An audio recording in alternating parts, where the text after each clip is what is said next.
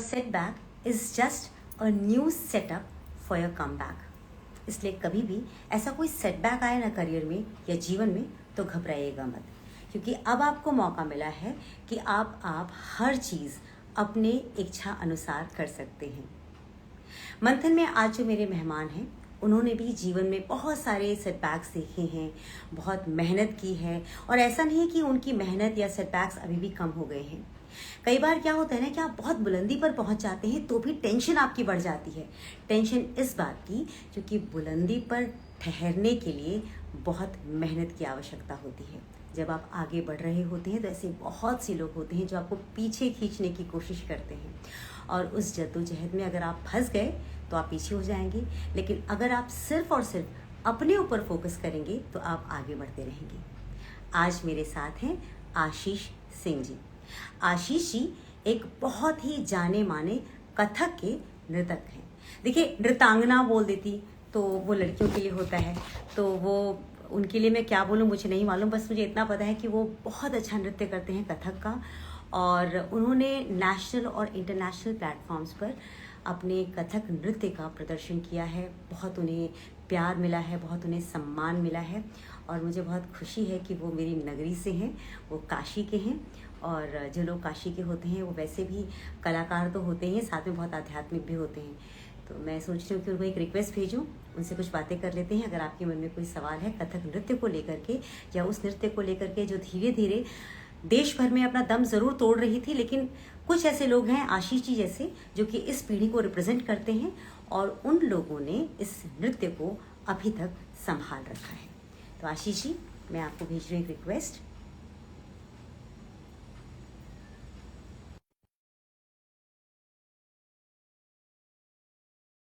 नमस्ते हिरेन जी, कैसे हैं आप?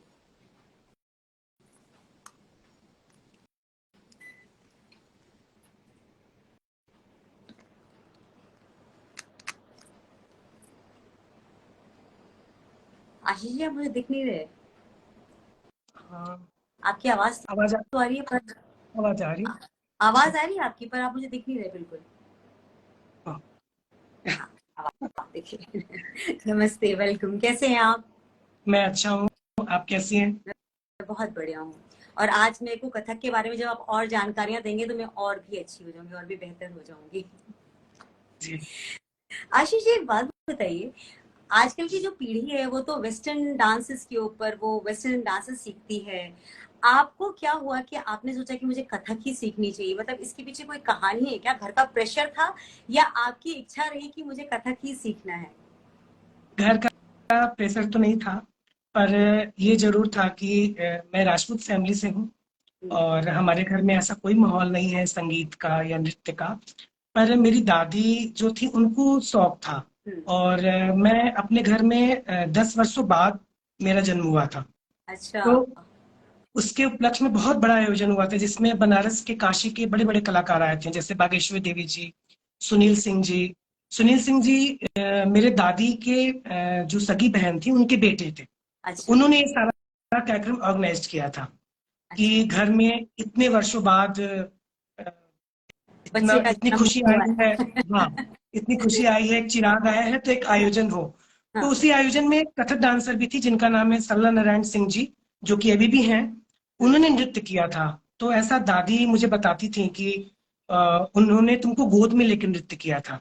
तो अच्छा। शायद उन्हीं का एक अंश है जो मेरे अंदर आ गया, और मैं बचपन से ही जो है ठुमकता रहता था। दादी ऐसा बताती थी कि तुम बचपन से ही जो है मटकते रहते थे। तो हाँ। फिर वहीं से शुरू हुआ। फिर जैसे जैसे मैं बड़ा होता गया तो हमारे घर के पास में एक मंदिर है, बड़ा गणेश मंदिर।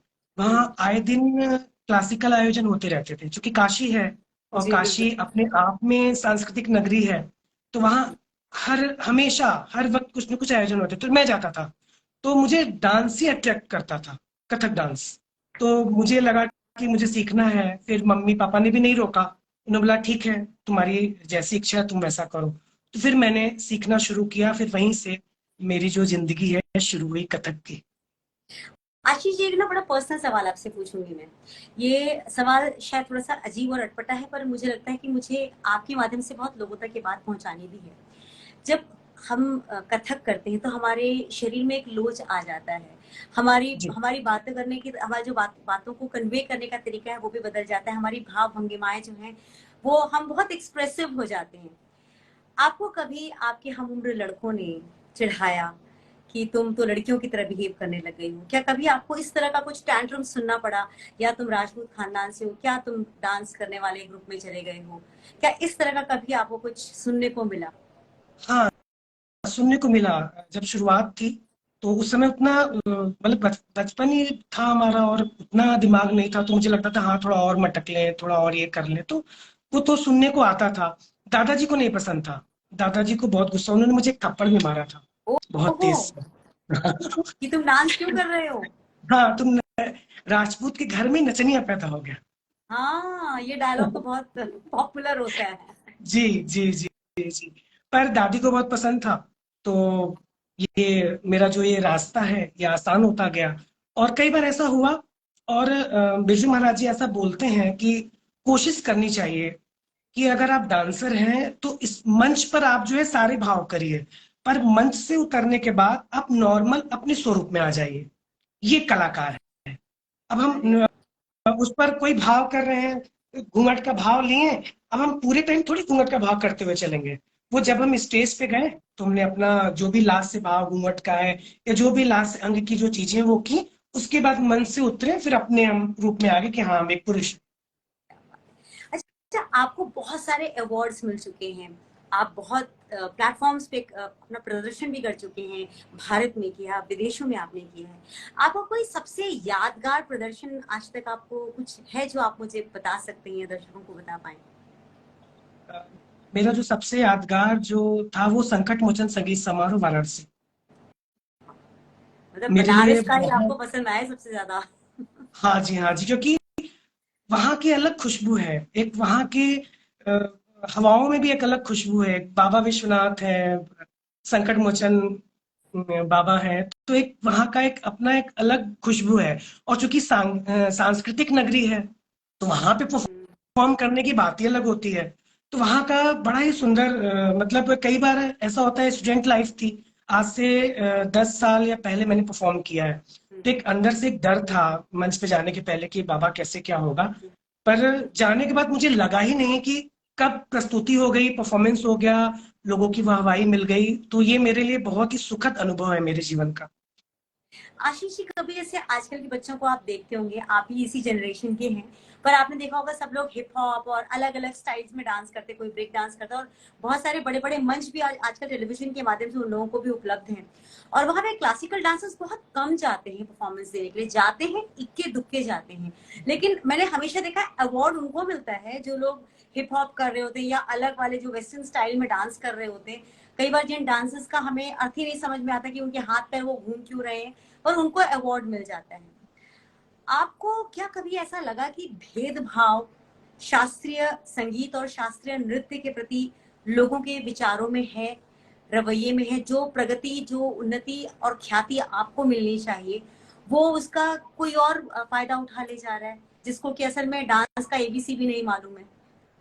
ऐसा कई बार होता है, और ये कई वर्षों से होता चला आ रहा है। ऐसा है कि राम जी ने एक बात कही थी कि रामचंद्र कह गए एक सिया से, ऐसा कलयुग आएगा, हंस चुगेगा दाना कौवा मोती खाए। तो ये एकदम बात से। तो सही है, प्रयोग के नाम पे कुछ भी कर रहे हैं। और जहां तक अच्छा बॉलीवुड में भी जो कथक पहुंच रहा है, या बहुत सारे ऐसे जो प्लेटफॉर्म है उस पे जो कथक जा रहा है, वो कहीं से कथक नहीं है, कथक का एक अलग सौंदर्य है। महाराज जी हमेशा कहा करते थे कि अगर आप कथक में ठाट नाच रहे हैं तो आपके अंदर उतनी ही सुकूनियत होनी चाहिए। ठाट कहते हैं कथक नृत्य में खड़े होने के अंदाज को। हमने कथक में ये लगाया और ये खड़ा हुआ, तो उसमें बिल्कुल सुकून होना चाहिए कि आप ये नजर भर के। लेकिन अभी क्या है, इतनी बेचैनी है, इतनी घबराहट है कि वो चीज नहीं आता। मतलब ठाट को ठाट के रूप में करिए, आमद को आमद के रूप में करिए, टुकड़े को टुकड़े के रूप में करिए। जो हमारे गुरुजन थे ना, उन्होंने पूरी एक रूपरेखा बना रखी है, विलंबित, मध्य और द्रुत, इन तीनों की एक अपनी अपनी जगह है। अब द्रुत में हम विलंबित, एकदम विलंबित गाड़ के खड़े हो जाएं, द्रुत द्रुत की जो खूबसूरती है वो द्रुत की चीजों से है। जैसे बहुत सारे बोल है, तकतुंग तकतुंग तकतुंग आज दिलांग तकतुंग तकतुंग तकतुंग तकतुंग आज दिलांग तकतुंग तो दिवन जिज तो दिवन दिलांग दिलांग दिलांग तकनक तक दिलांग तकनक तक दिलांग तकनक तक ता दिन दादा दिन दादा दिन दादा। तो अभी क्या है ना कि जो हमारी कथक का जो सौंदर्य है ना वो विलुप्त होता जा रहा है। वैसे भी जो हमारे पुराने गुरुजन थे वो लोग भी अब हमारे साथ नहीं हैं। तो प्रयोग के नाम पे अच्छा है, प्रयोग होनी चाहिए, समय के अनुसार बदलाव जरूरी है। पर बदलाव इतना जरूरी ना कि गुलाब का फूल जो है कि गेंदे का फूल हो जाए। क्या बात है आपने। उसकी जो खुशबू है, उसकी हाँ, जो लालिमा है वो वैसी रहनी चाहिए। थोड़ा बहुत चेंजेस ठीक है, वातावरण बदल रहा है, सब कुछ बदल रहा है। और जहां तक अवार्ड का सवाल है वो तो मैंने बहुत लोग को देखा है। मैं नाम क्या लूं, सरिता देवी जी बहुत अच्छी गायिका, बहुत अच्छी, सुरीली, 75 साल की उम्र में मैंने उनकी आवाज सुनी। आप सोचिए उनको भी कोई अवार्ड मिला उनको, पर आज तो कोई विशेष अवार्ड नहीं मिला। तो मुझे लगता है हाँ, कि जब ऐसे ऐसे गुरुजनों को कोई अवार्ड नहीं मिला तो हम लोग तो कहीं नहीं आते। लेकिन हाँ, ये मुझे लगता है कि हमारे पहले के जो गुरुजन हैं आप उनको ही सम्मान दे दीजिए, मैं उसमें बहुत खुश हूँ। पता है आपसे क्योंकि बात कर रही हूँ मैं, और आदित्य लाठिया सर जो हैं, जो फिल्म एक्टर हैं, वो भी आए हैं। जी, तो मुझे बड़ी खुशी कि वो आज आपको भी सुन रहे हैं। अच्छी चीज है। जी, आगे बोलिएगा, माफ कीजिएगा। हाँ। तो अभी क्या है ना, लोगों के अंदर जो एक जो नेम और फेम की चाह है ना, तो हम्म। इसलिए वो कथक को ना फिल्मी में मिक्स कर दे रहे हैं। जैसे किसी किसी भी गाने में कथक कर रहे हैं ना। वो फ्यूजन डांस कर दिया है, फ्यूजन फ्यूजन डांस डांस। कहते हैं। हाँ जी, हाँ। जी। सबसे पहली बात, कथक जो है मंदिरों से निकला हुआ नृत्य है। ये पूर्ण रूप से आध्यात्मिक है। पर कहीं आज कुछ ऐसे डांसर्स हैं जिनको मैं जानता हूँ जो बहुत सुंदर तरीके से उसको वैसे ही बचा के रखे हैं। अक्सर ये होता है, हम लोग की बात होती है तो लोग बोलते रहे, वो कई बार लोग बोलते हैं अरे आपको कोई नहीं जानता। हम क्या अच्छा है नहीं जानता, हाँ, क्योंकि वो मुझे जानेगा तो मुझे उसके हिसाब से परफॉर्मेंस करना पड़ेगा या उसके बिल्कुल ठीक। हिसाब से चीजें करनी पड़ेंगी।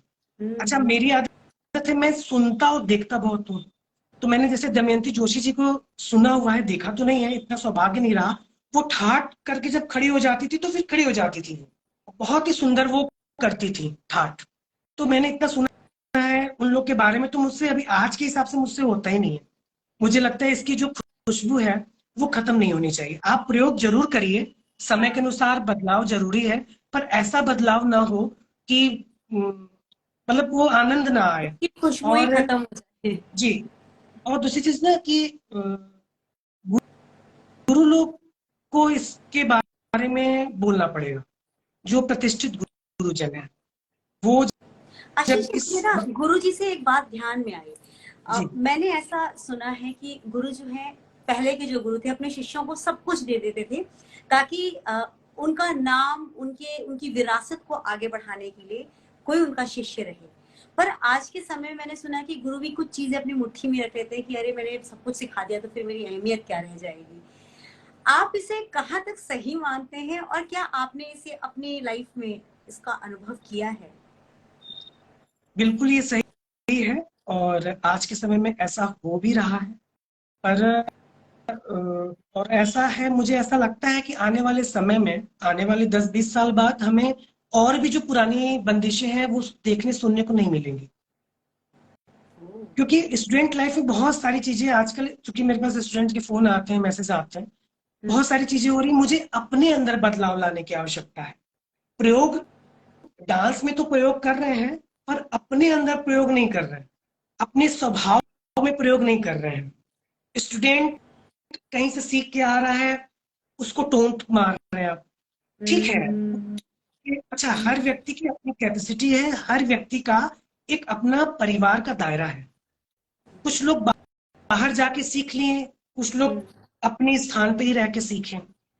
तो उन लोगों ने बच्चों को अगर थे थे तक आते थे तक उस लायक तैयार किया है, तभी तो उसको आप आगे एडमिशन ले रहे हैं। हम्म। पर आप उसके गुरु के बारे में क्यों बोल रहे हैं? अगर आपके पास वो आया तो आप सिखाइए, जो सीखा है उसको छोड़ दीजिए। हम्म। और बच्चा कहीं, बहुत सारी चीजें ऐसे मेरे पास फोन मैसेज आते हैं इसलिए मैं बता रहा हूँ कि बच्चा कहीं और प्रोग्राम कर ले, तो प्रॉब्लम, उनके अच्छा। साथ प्रोग्राम करे तो प्रॉब्लम नहीं, हाँ जी। हाँ। किसी और के साथ प्रोग्राम कर ले तो प्रॉब्लम है, उसके साथ उनके साथ प्रोग्राम कर ले तो प्रॉब्लम नहीं है। एग्जाम के एक दिन पहले तक प्रोग्राम करे, नो प्रॉब्लम। हम्म। बहुत सारी ऐसी चीजें जिससे जो है ना कि बच्चे जो है ना, अभी क्या है ना, बच्चों के साथ ना थोड़ा सा सहयोग करना पड़ेगा। वैसे भी क्लासिकल तो वैसे भी क्लासिकल डांस में और सहयोग करना पड़ेगा, हम्म। क्योंकि इतना समझ। बदलाव आ रहा है, इतना इतना लोगों को नेम और फेम चाहिए कि कथक को बिल्कुल बॉलीवुड में डाल दे रहे हैं। हम्म। इंस्टाग्राम में बहुत सारी वीडियोज आते हैं, मुझे बिल्कुल पसंद नहीं आते, बिल्कुल नहीं आते, क्योंकि उसका जो सौंदर्य है ना उसको रहने दीजिए ना, उसको मत बदलिए। आप कुछ और करिए, या फिर आप कथक डांसर मत बोलिए। और कथक को एकदम चमत्कारी, ठीक है, एक जगह पे उसको चमत्कारी बनाइए। हम हम्म। लोग बहुत सारी चीजें नाचते थे तो महाराज जी ऐसा बोलते थे कि हर बंदिश की एक जगह है, उसको उस जगह पे करे तो उसकी खूबसूरती बनी रहती है, उसका जो एक बिल्कुल ठीक। खुशबू है ना वो आपको मिलेगा। नहीं तो फिर वो एक ही जैसा कर रहे हैं तो फिर क्या क्या मतलब है, कोई मतलब नहीं है। तो मुझे ऐसा लगता है सबसे पहले हाँ, मैं मानता हूँ कि शिष्य लोग की भी थोड़ी बहुत गलतियां हैं, पर गुरु लोग को ना कान का कच्चा नहीं होना चाहिए। हाँ ठीक। मतलब मैं हूँ, आप जैसे योगिता जी, आप आपसे कहकर आशीष जी ने आपके बारे में ये कहा, तो आप मुझसे पूछिए, या तो उस बात को आप क्लियर करिए। आप हम्म। आपसे जिसने जो बात कही आपको उसी आपने उसी को मान लिया। हम्म। और जो शिष्य आपके प्रति समर्पित है, उसने अपना समर्पण कर दिया, उसको क्या मिला? उसको उसके हाथ में तो कुछ नहीं लगा। उसके हाथ में क्या लगी?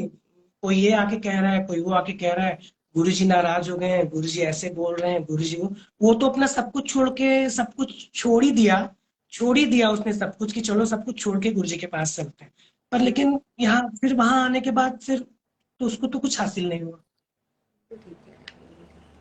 आशीष जी, जैसे आपकी ये कथक की जर्नी है, आप भी अब स्टूडेंट्स को सिखा रहे हैं, तो आपको क्या लगता है कि आज के जो स्टूडेंट्स हैं, आज के जो आपके पास शिष्य आते हैं, क्या वो बिल्कुल उस समर्पण भाव के साथ आते हैं जिस भाव के साथ आपने अपने गुरुजी के साथ उनके सानिध्य में रह के शिक्षा दीक्षा ग्रहण की है, या आज वो सिर्फ इसलिए आते हैं क्योंकि उनको बॉलीवुड में जाना है, तो एक फॉर्म ऑफ डांस सीखना है तो वो सीख रहे हैं आपसे? ज्यादातर तो ऐसे ही आते हैं क्योंकि पेशेंस नहीं है, धैर्य नहीं है। अभी क्या है, सबको तुरंत जो है नेम और फेम चाहिए, हम्म। इस कारण से कथक की वो चीजें नहीं ले पा रहे हैं। अच्छा, हम लोगों ने जैसे सीखा, बहुत आशीर्वाद था भगवान का, जो हम लोगों ने सीखा, अच्छा सीखा, हम्म। बस उसको आगे बढ़ाने की कोशिश करते रहते हैं। पर स्ट्रगल बहुत है। आज मैं जहां भी हूँ सिर्फ अपने माँ बाप के आशीर्वाद से, अपने कुछ मित्रों की वजह से, और ठाकुर जी की कृपा से। वरना जीवन में, अगर मैं पूरी तरीके से संसार में रहता तो लोग मुझे फ्रस्ट्रेट कर देते, क्योंकि बिल्कुल ठीक है। सहयोग कोई नहीं करता। योगिता जी, सहयोग कोई नहीं करता, बातें सब बनाते हैं। बात तो सही और आज का जो समय है वो ना, बड़े कलाकार, छोटे कलाकार, मैं इस बात को नहीं मानता।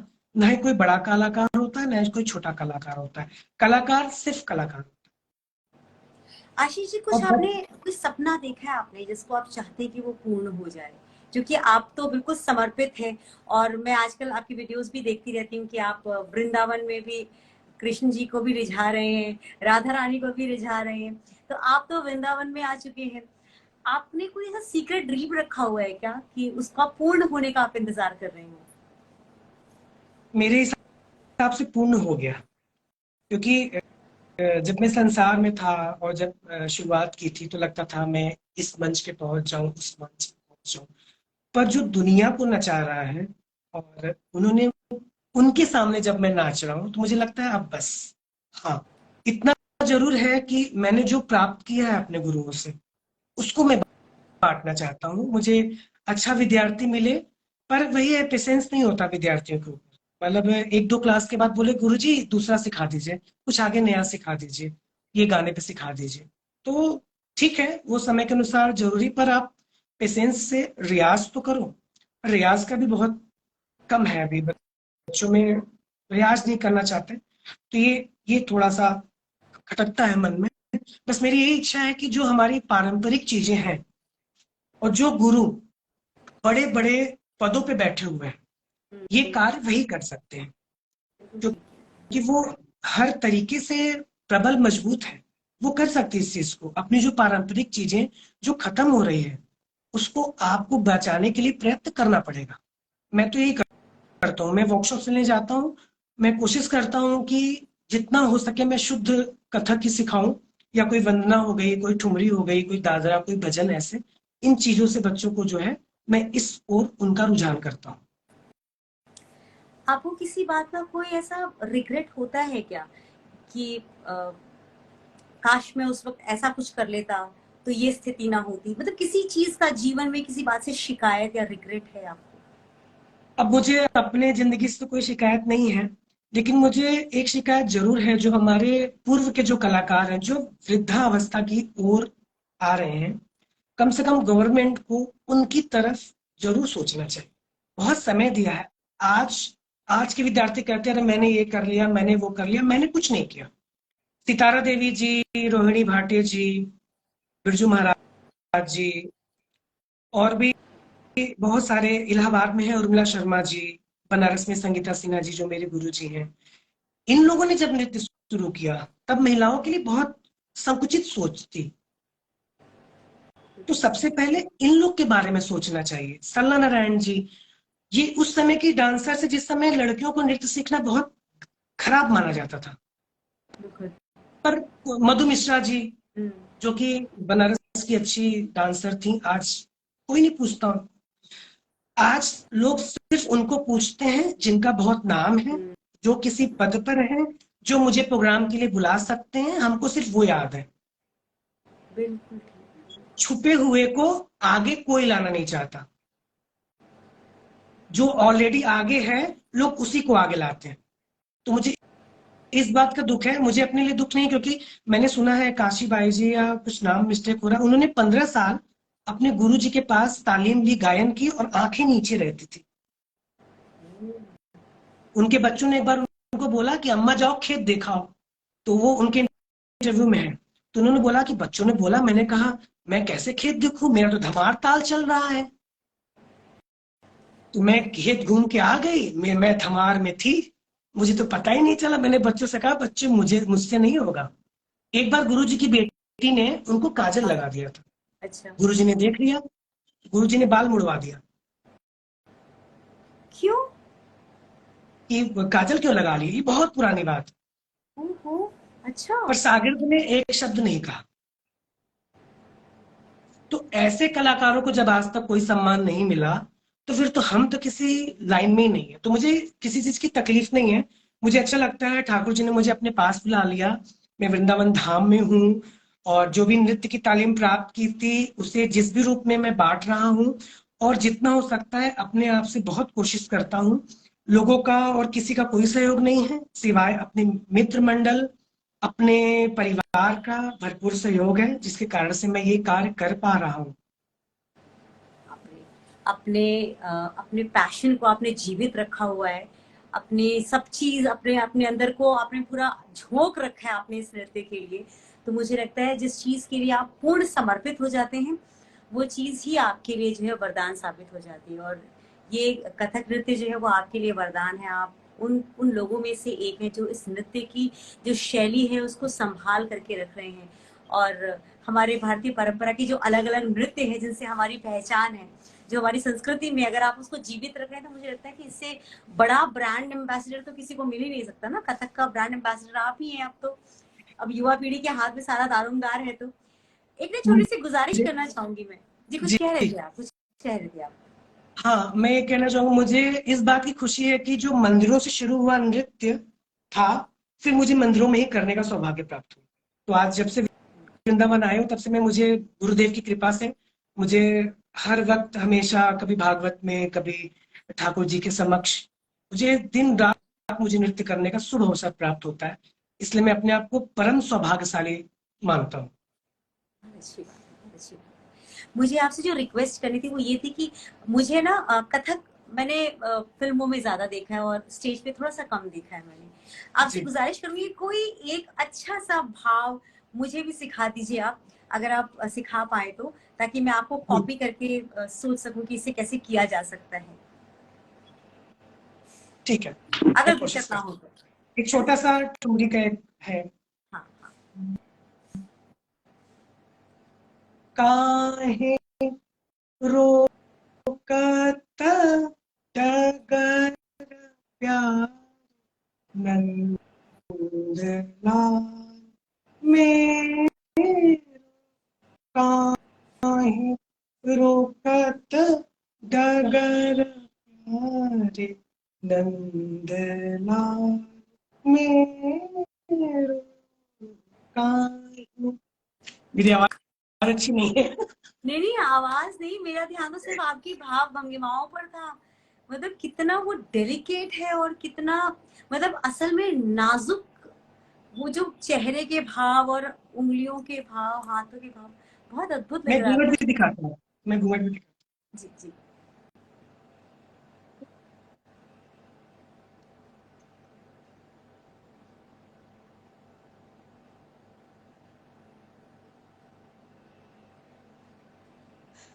माय गॉड, मुझे लगता है इतने सुंदर से तो लड़कियां भी शर्मा नहीं पाएंगी ना घूंघट वैसे कर पाएंगी।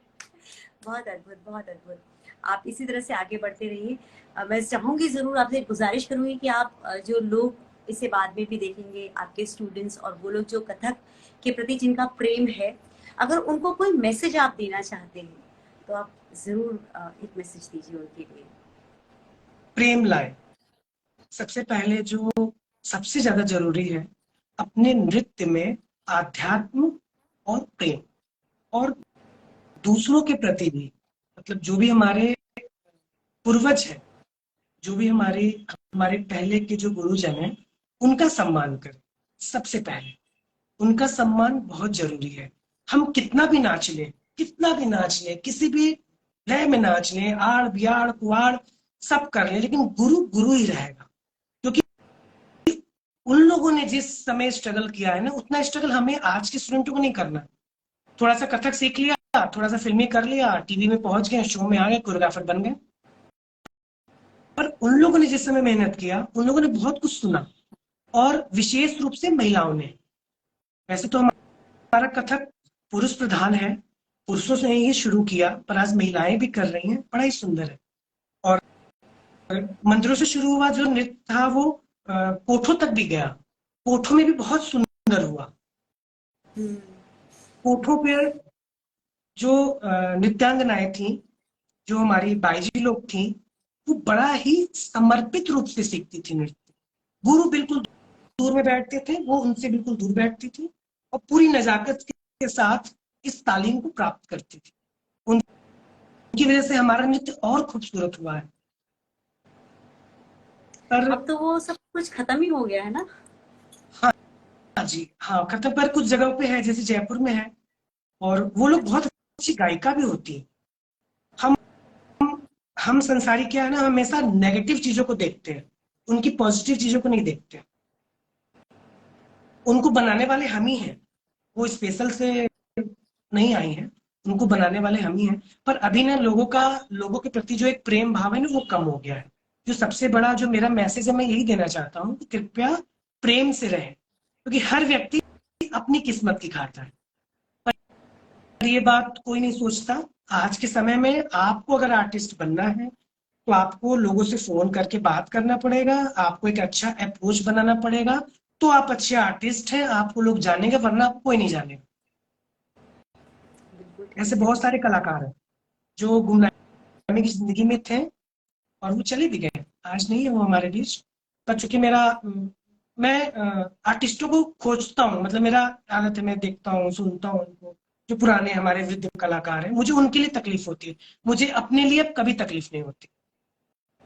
उम्मीद कर रही हूँ कि आप जो बात कह रहे हैं वो अगर सही लोगों तक पहुंच जाए तो हो सकता है कि इस चीज पर भी एक्शन लिया जाए, इस चीज पर भी कुछ काम होगा। क्योंकि हमारा आपने। क्योंकि जी। हमारा जो शास्त्रीय नृत्य है बहुत ही खूबसूरत है।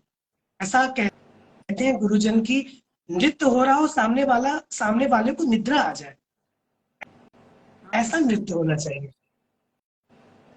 क्या बात है। उसको सुकून मिले। अभी सुकूनियत नहीं है, अभी बेचैनी है। बिल्कुल ठीक है, बिल्कुल ठीक। आपसे बात करके बहुत अच्छा लगा, और मेरी तरफ से आपको बहुत बहुत शुभकामनाएं। आपके जो सुविचार थे, मुझे बहुत अच्छा लगा कि आप अपने लिए कम और उन लोगों के लिए ज्यादा सोच रहे हैं जिन्होंने नृत्य पर अपना पूरा जीवन न्यौछावर कर दिया, और आज जब वो बुजुर्ग हो गए हैं और उनको कोई पूछने वाला नहीं है, आप उन लोगों के लिए बहुत चिंतित हैं। और हो सकता है कोई ना कोई मार्ग निकले। जब एक व्यक्ति की सोच बदली है, अगर आपने एक आवाज उठाई है, तो हो सकता है बहुत दूर तक ये आवाज पहुंच जाए। आपका बहुत बहुत धन्यवाद। अगर अगर मुझे प्यार से किसी को धन्यवाद कहना हो और ये कहना हो कि जी, मुझे आपसे बात करके बहुत अच्छा लगा, तो भावों के जरिए बताइए कैसे बोलूं मैं आपको? आपको बहुत बहुत धन्यवाद। आपको बहुत बहुत धन्यवाद। मैं और मुझे दिन भी बहुत ज्यादा से अच्छा नहीं लगा कर योगिता जी, पाई। आपसे बात करके मुझे भी बहुत अच्छा लगा। और मुझे लगता है कि ये मैसेज बड़े गुरुजन तक जाएगा और वो इस कार्य को आगे बढ़ाएंगे, क्योंकि वो लोग ही इस कार्य को आगे बढ़ा सकते हैं। बाकी सारी चीजों को छोड़ के दुनिया में कुछ नहीं है। कब आए हैं, कब जाना है, कुछ पता नहीं है। मैं अभी आपसे बात कर रहा हूँ, कल मैं न रहूं, कुछ नहीं हो, कुछ भी पता नहीं किसी को। अगर आपको लंबी आयु दे, अभी आपने बहुत कुछ करना है। हाँ, अभी बहुत ज्यादा बहुत काम, काम करना है। बहुत काम जी, करना है। बहुत धन्यवाद आपका, और उम्मीद करते हैं कि ये आपकी जर्नी अनवरत चलती रहे। आपको वो शिष्य मिले जिन शिष्यों की प्राप्ति के लिए आप इतनी साधना करते जा रहे हैं। बहुत शुभकामनाएं आपको। धन्यवाद। धन्यवाद, नमस्कार, राधे श्याम। मेरी भी खूब सारी शुभकामनाएं हैं आपको, कि आप ऐसे ही निरंतर खूब अच्छे अच्छे लोगों को अपने इस इंस्टाग्राम लाइव पे लाइए, ताकि हम लोग भी उन्हें सुन सकें और उनको देख सके, उनको समझ सके। Thank you so much, thank you, thank you. फिर मिलते हैं जल्दी। जी, नमस्कार।